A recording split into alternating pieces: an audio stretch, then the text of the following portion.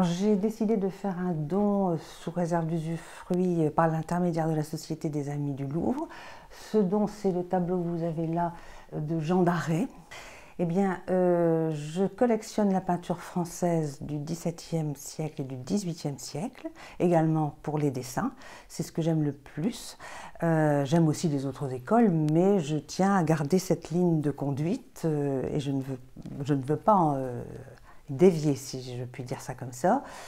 Voilà pourquoi vous êtes entouré que de tableaux et de dessins du XVIIe siècle et du XVIIIe siècle. Voilà. Pour moi, c'était évidemment très émouvant de les voir. C'est des gens que je connaissais, que j'apprécie, dont les collections sont passionnantes et chacune de ces collections reflète la personnalité du collectionneur et donc du donateur. Alors commençons par Madame Anne Muliez. Alors elle a donné deux tableaux exceptionnels. D'abord une œuvre de Jean d'Arrest, donc qui est un artiste du sud de la France, un artiste d'Aix-en-Provence, et ça renforce nos collections régionales. Le Louvre est souvent trop, on l'accuse, et à juste titre, d'être trop focalisé sur Paris.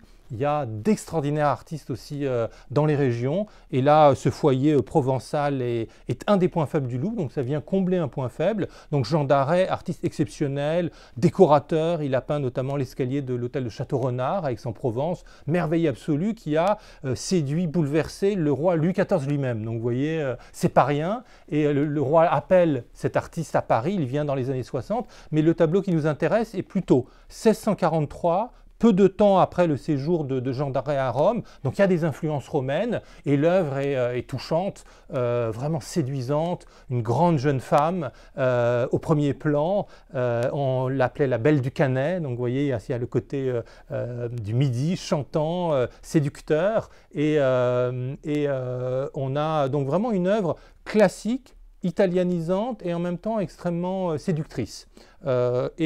Qui est notre premier Jean d'Arrest, donc qui vient là vraiment combler un manque.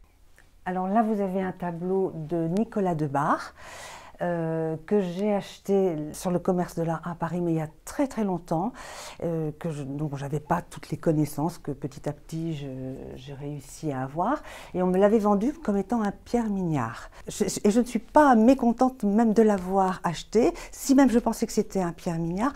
Je suis très heureuse qu'il ait retrouvé le nom du peintre, du vrai peintre, et je suis vraiment très contente que lui aussi je donne au Louvre par l'intermédiaire de la Société des Amis.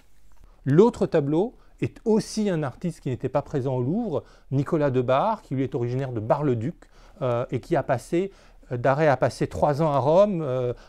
Nicolas de Bar, lui, il est devenu un artiste romain. Il s'est vraiment imposé sur la scène artistique romaine dans les années 1650, ce qui est méritoire, parce que c'était très concurrentiel. Rome, c'est vraiment la capitale des arts au XVIIe siècle.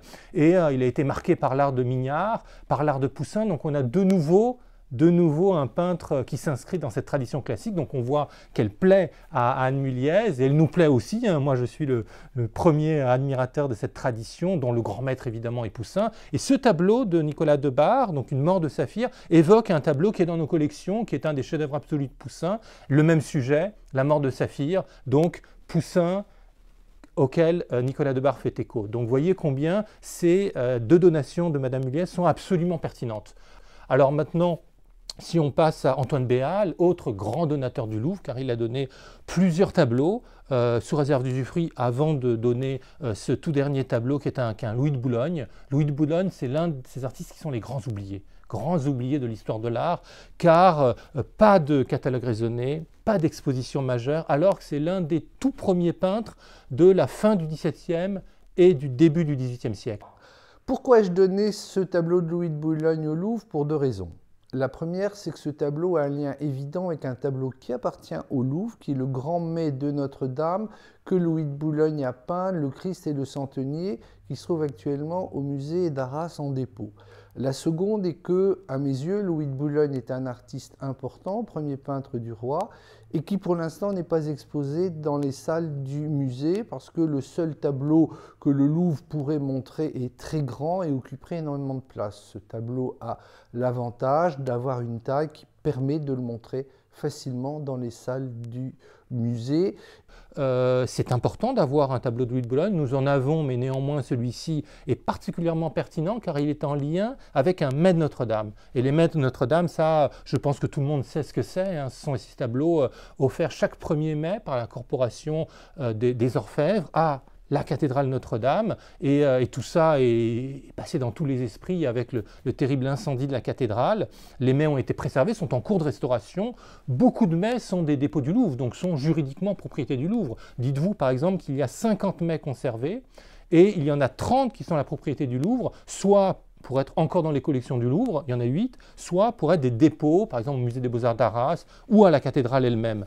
Et donc ce tableau vient parfaitement compléter, car il est une réduction avec des modifications d'un mets, le mets de 1685, qui est un dépôt du Louvre à Arras. Donc vous voyez combien, là aussi, c'est parfaitement pertinent et il y a un état de conservation qui est parfait. Vraiment, il fait honneur au talent de cet artiste méconnu qu'est Louis de Boulogne et aussi, évidemment, au goût d'Antoine Béal qui a su discerner toutes les qualités de cette peinture et finalement contribuer à remettre au goût du jour ce qu'on espère faire bientôt, cet artiste Louis de Boulogne.